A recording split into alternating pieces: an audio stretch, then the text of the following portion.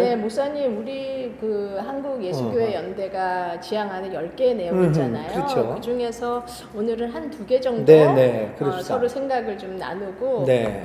우리 관심 갖는 분에게 설명을 좀 드리는 것도 좋겠다는 생각이 들어요. 네, 목사님은 동의합니다. 첫 번째 우리 변혁적 순례 영성을 지향하는 교회 이 내용에 대해서 우리가 어떻게 생각하는지 좀 먼저 네. 얘기를 해볼까요? 네. 네. 우선 프리다 먼저 한번 터니 왜 우리가 이 한국 교회 예수교회 연대를 시작하면서 첫 번째 지향성으로 변혁적 영성, 순례 영성을 얘기했느냐? 네. 그걸 어떻게 이해할 수 있느냐? 먼저 한번 좀 의견을 좀 생각을 좀 말씀해 주시죠. 예, 네. 저는 좀 한국 교회 안에 금기시됐던 이 변혁이라는 얘기를 하고 싶었어요.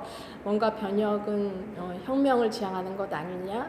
그래서 어떻게 보면은 굉장히 수구, 반공, 보수 이런 것이 기독교의 색채로 그려졌고 그 안에서 우리가 담아내야 될 개혁의 정신이 사장되는 느낌이 있어서 개혁의 정신을 계승하되 좀 더 분명한 한국교회의 지향성을 그렇죠. 변혁이라는 말에 좀 담아내고 싶었다라는 생각이 좀 있어요. 그래서 변혁을 지향하면서도 우리가 순례적 영성 어떤 달려갈 바를 막 목표를 정해놓고 치열하게 가는 그것도 물론 소중한 가치일 수도 있지만 변혁의 영성을 지닌 채로 우리가 주님과 함께 하나님과 더불어 또 이웃과 더불어 함께하는 사람들이 순례하는 영성으로 도상의 영성이 돼 변혁을 담아내는 그런 교회의 모습을 회복하고 싶었고 또 우리가 앞으로 지향하는 교회가 그런 모습이었으면 좋겠다. 개혁 따로 기도 따로가 아니라 함께 기도하고 내 내면의 영성을 드러내면서 그것이 변혁과 단절된 것이 아니라 변혁을 함께 동반하는 영성 그런 의미에서 저는 변혁적 순례 영성 이 말이 참 좋아요. 저 같은 경우에는 이 변혁이라는 말이 개혁이라는 말보다 오늘의 시대에 우리 한국교회에 필요한 말이라고 생각해요. 이 개혁과 변혁의 말에 보면 같은 말이 들어가는데 혁이라는 말이 들어가잖아요. 이 혁은 뭐냐면 가죽이라는 뜻이잖아요, 이게. 그러니까 개혁은 어떻게 보면 지금까지 우리 교회가 개혁을 많이 했어요. 근데 왜 안 바뀔까? 이 문제죠. 그러니까 제가 생각할 때는 가죽을 고쳐 쓰기만 한 거죠. 예를 들면 가죽 가방이 있는 거예요. 가방이 여기가 헤어졌으니까 그거를 기워가지고 다시 가죽을 대서 또 모양을 만들어 가는 거죠. 그것도 굉장히 중요합니다. 그런데 근본적으로 이 가방이라고 하는 모양이 틀렸다고 생각을 한다면 가죽을 덧붙여서 바꾸는 거는 좋아지기는 하지만 근본적으로 바뀌지는 않는다. 이 변혁이라고 하는 거는 이 가죽 자체를 바꾸자는 의미입니다. 저는 그렇게 좀 더 어떻게 보면 과격하고 근본적으로 레디컬하게 생각을 한다는 거죠. 그래서 저는 우리 한국 예수교회가 이 변혁을 얘기하는 것은 가죽 이 틀 자체를 한번 바꿔보자. 개혁을 넘어서 변혁, 이 틀 자체를 바꾸는 그러한 모습으로 생각을 하고요. 두 번째, 순례 영성을 얘기하는 것은 한국교회 문제는 뭐냐. 예수님 자체가 순례자로 살아갔는데 우리는 붙박이 정신으로 너무 살아가지 않느냐. 이제 그 영성을 우리는 늘 얘기를 해요. 왜 안 하겠어요? 근데 붙박이 영성이지 아니냐. 이렇게 툴툴 털고 나가는 이 순례 영성을 우리가 회복해야만 정말 예수 정신을 이어받지 않느냐. 그래서 저는 그런 의미에서 우리가 변혁적 순례 영성이 우리 예수 교회 연대의 첫 번째 정신으로 삼았다라고 생각을 합니다. 우리가 충분히 저도 공감하고 이 예수교회 연대가 시작되는 과정에서 그간에 한 1년 정도 우리가 대화 모임이 있었는데 그 가운데 한 분이 하셨던 얘기가 저는 굉장히 가슴에 남아 있어요. 80년대부터 우리가 변혁을 얘기하고 개혁을 얘기했는데 그렇게 80년대 교회 개혁에 연대했던 사람들이 이제는 나이가 들고 자기 전문적인 분야에서 역량을 발휘하고 있는데 그러다 보니 교회로 기구로 어떤 이제 조직 안으로 들어가면서 그 정신은 희미해지고 오히려 그분들이 가지는 권리가 사유화되고 이러면서 개혁의 정신이 없어졌다.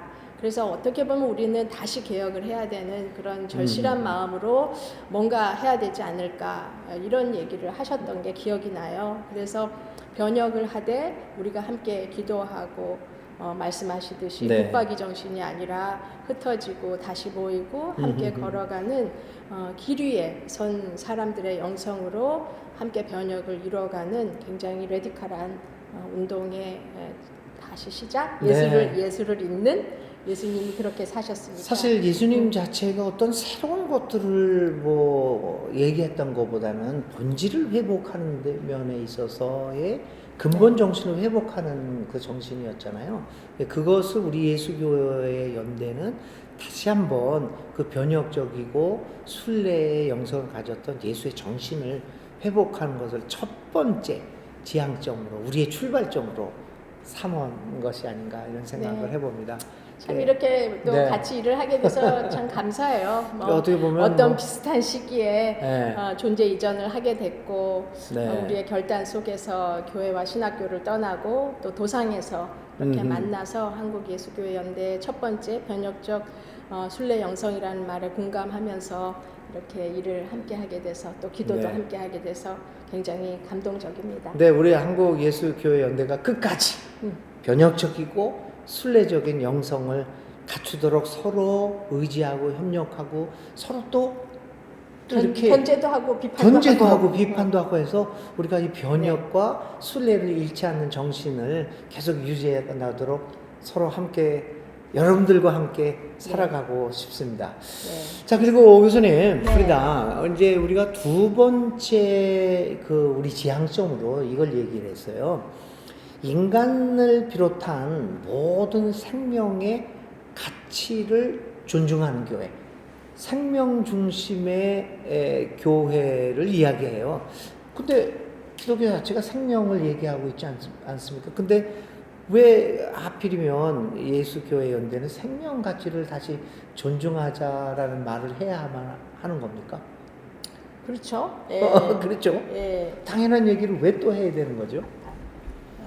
사실은 제가 두 번째 이야기를 하면서는 모든 생명은 동등하고 평등한 소중한 가치가 있고 그 생명의 가치를 하나님이 우리 온 우주에 부여하셨기 때문에 그것이 창조 정신에 있고 그러나 그것을 인간이 소유화하고 사유화했기 때문에 생명을 받들고 생명이 보존이 되고 서로 화해하면서 공존하기를 원하셨던 하나님의 생각이 인간에 너무 집중이 되어서 인간 안에서도 계층적으로 또 젠더적으로 너무 분열된 생명, 그래서 생명에도 서열이 매겨지고 생명에도 가치가 달리 채점이 되는 이런 것은 교회의 모습도 아니고 또 예수님의 정신도 아니었다라고 생각을 해서요. 실제로 두 번째 우리 지향하는 측면에서 인간을 비롯한 이런 말이 인간에 더 초점을 두자라는 것이 아니라 아니죠. 네. 생명의 가치를 우리 모두가 함께 지향하자라는 네. 것입니다. 그래서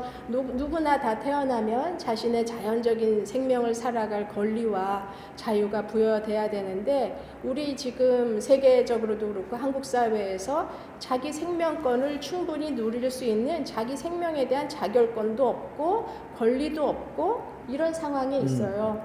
그런 상황을 법이나 사회나 제도는 못 쫓아가더라도 교회는 그런 존재들에게 함께 생명을 부여잡고 그 생명을 보존해야 되는 정말 아주 근원적인 에이전시, 근원적인 어떤 보금자리가 돼야 된다고 생각을 해요.